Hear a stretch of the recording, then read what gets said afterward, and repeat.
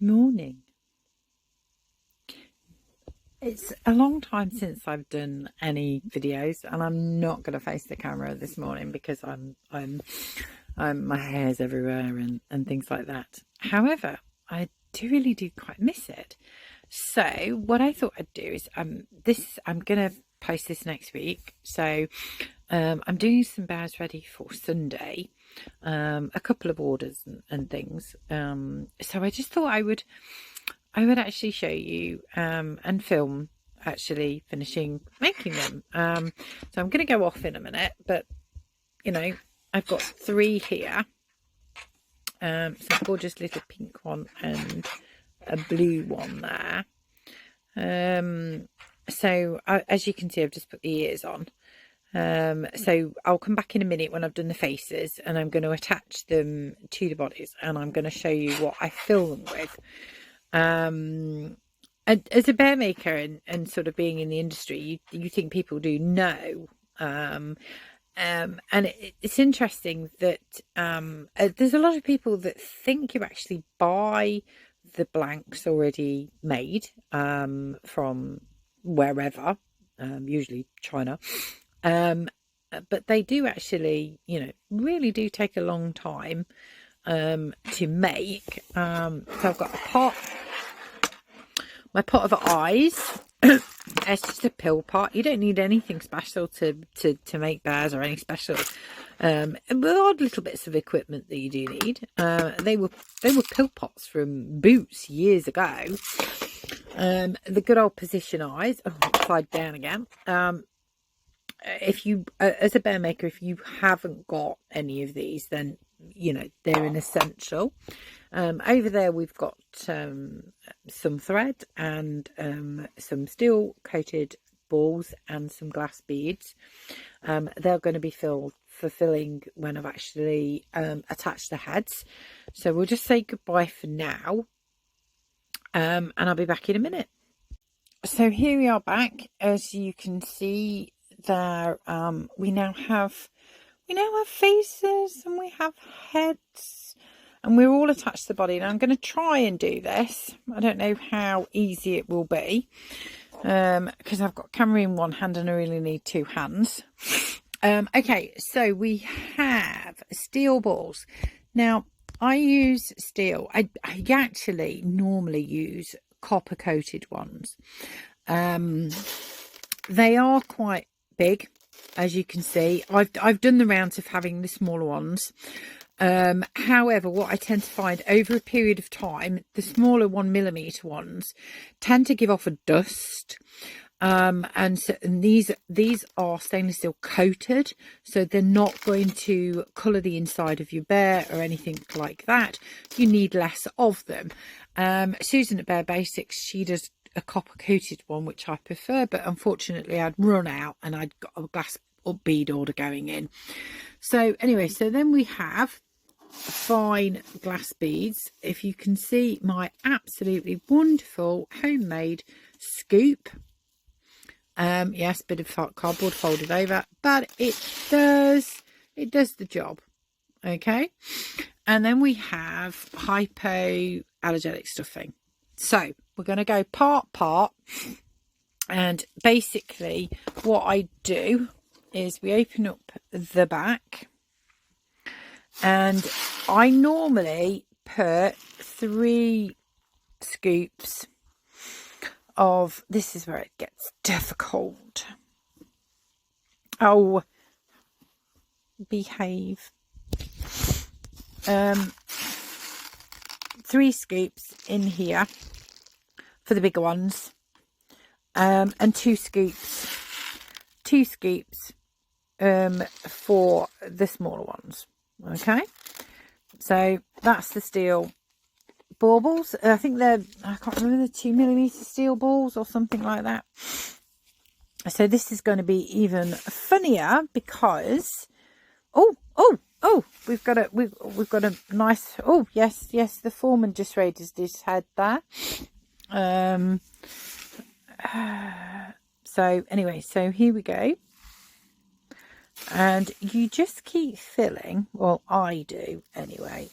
Yes, I don't overfill my bears. I know that a lot of bear makers will absolutely fill them solid, and they are wonderful. However, it's not for me. I tend to get a lot of shoulder pain. That's where I started with it. And obviously, well, neck pain really. And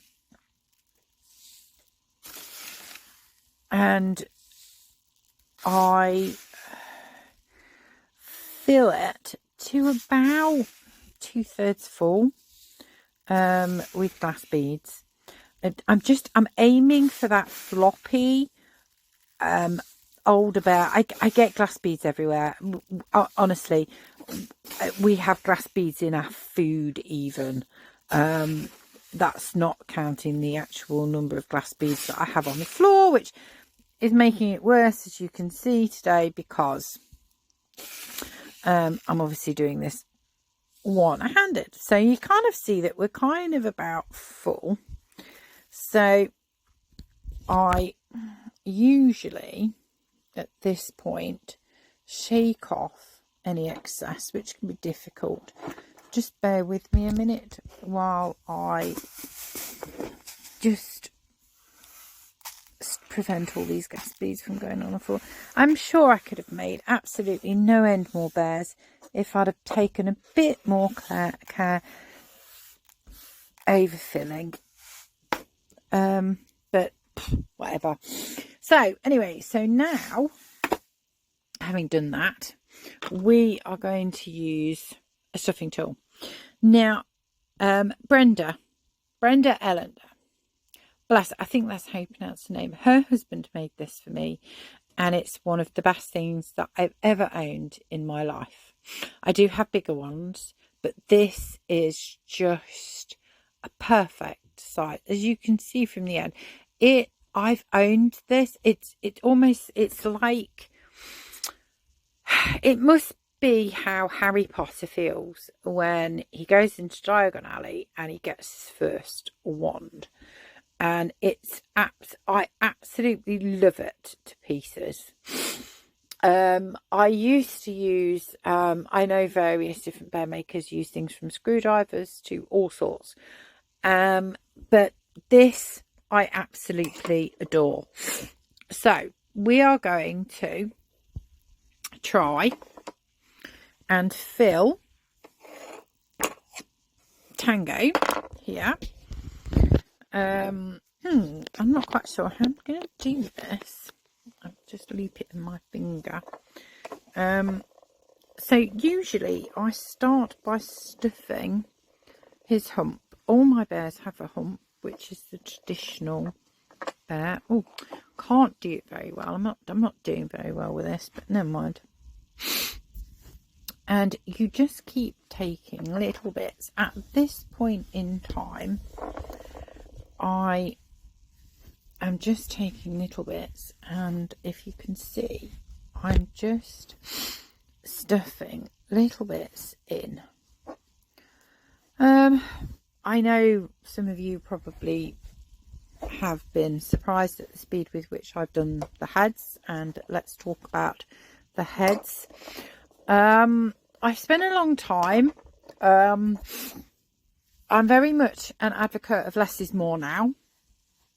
I've spent ages and ages and ages making bears. Making bears, and I've made so many that eventually I realised that I was a bit of a procrastinator, and so I would mess about, and I would dabble. I was this perfectionist who just wouldn't leave them alone. And then I found that what I was doing was I was overdoing it. I was overdoing noses. I was overdoing the shading. I was overdoing the eye sockets so that the eyes were sinking. And so now it's the most nerve-wracking point for me doing the heads, which is why I haven't done it on camera yet. But now I just like, yes, I've got to do it. I've got to get it done. Dumph. I don't mess about. I dive straight in and I go for it. And I know there's a lot of bear makers out there who spend a long time not faffing, but being a perfectionist, and that's fine if it works for you. It just didn't work for me. So as you can see now, we've got a reasonable, so we've got a bit of a gap, and he's got a bit of a squidgy dent in his tummy, which is what we want. And so we take our thread. I always use Gutermann. Absolutely love Gutermann. Yes, I do snap it, and I'm not sure I'm going to be able to do this by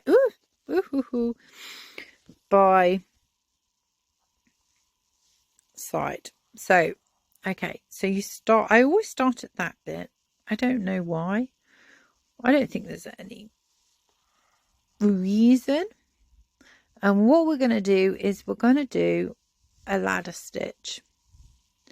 Okay, I think it's a ladder stitch, or I don't know what stitch it's called, but it's for closing things up neatly against each other. So what we're going to do is we're going to go into this from that side into this side here, and we are going to,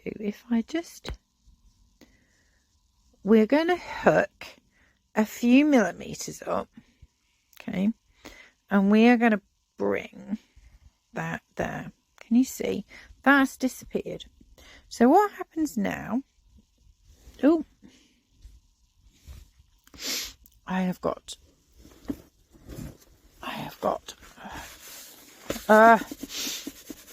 stuff on there. Oh, I hope I haven't got him on the bear. No, thank goodness. Lost count of the number of times that I've done that. Ended up with, right.